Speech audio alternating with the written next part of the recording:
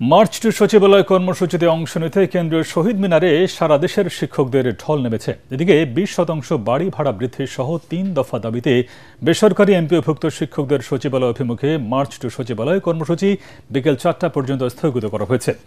জাতীয়করণ প্রত্যাশী জোটের সংগঠকরা বলেন, দাবি নিয়ে কাজ করছে শিক্ষা ও অর্থ মন্ত্রণালয়। বিকেলের মধ্যে দাবি আদায় না হলে কঠোর কর্মসূচির হুঁশিয়ারি দেন আন্দোলনরত শিক্ষকরা। এ সময় তারা বলেন, আজকের মধ্যে দাবি না মানলে শিক্ষার্থী এবং আপামর জনতা শিক্ষকদের পক্ষে মাঠে নামবে। দাবি না মানলে দেশের সকল এমপিওভুক্ত শিক্ষা প্রতিষ্ঠান বন্ধ করে দেওয়ার হুঁশিয়ারিও দেন তারা। এ সময় দাবি না মানলে বিকেল 3-4টার পর মার্চ টু সচিবালয় কর্মসূচির ঘোষণা দেওয়া হয়।